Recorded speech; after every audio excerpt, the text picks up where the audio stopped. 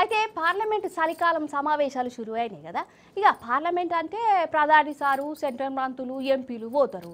ఇక పాలన గురించి, వీళ్ళ తప్పుల గురించి వాళ్ళు, వాళ్ళ తప్పుల గురించి వీళ్ళు ఇట్లా మాట్లాడుకుంటారు. అయితే మన పార్లమెంటు లోపలనుల్లా ఫస్ట్ రోజు కరిసే కుక్కలు పోయినాయి అట కాదు. ఇది నా మాట కాదు, ఒక రాజ్యసభ ఎంపీ మేడమే చెప్తుంది. మరి గంత పెద్ద మాట ఎందుకన్నది?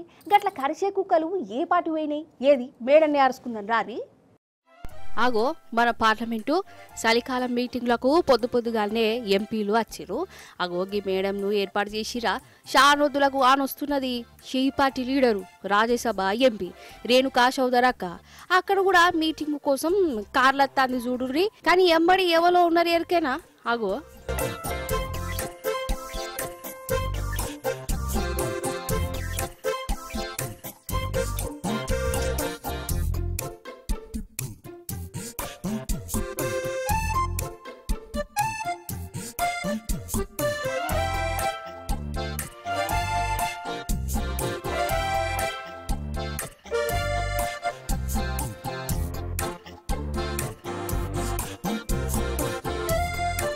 చూసినరా కుక్క.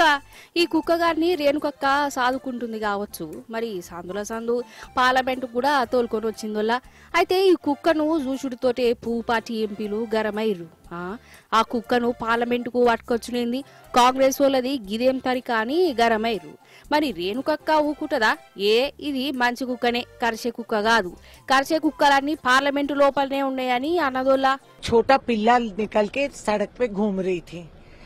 मैंने सोचा ये किसी पहिए के नीचे आ जाएगी, सो मैं उठा के उसको गाड़ी में रखी और पार्लियामेंट आई और वापस भिजवा दी। गाड़ी भी गई, कुत्ता भी गई। तो किस बात की चर्चा चल रही है? असली डसने वाले और काटने वाले पार्लियामेंट में बैठे हैं, सरकार चलाते हैं, उसका कोई इतराज नहीं।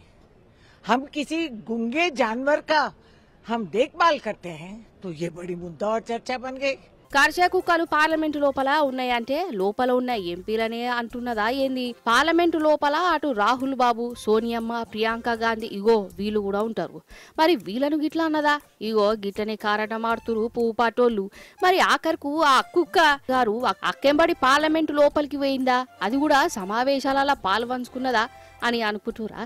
పోలే సెక్యూరిటీ వాళ్ళు ఆ కుక్కను కార్లకెళ్ళి దింపలే, అట్నుంచటే వాపస్ పంపిర్రు. రూల్ ఒప్పుకోవట అదన్నట్టు ముచ్చట.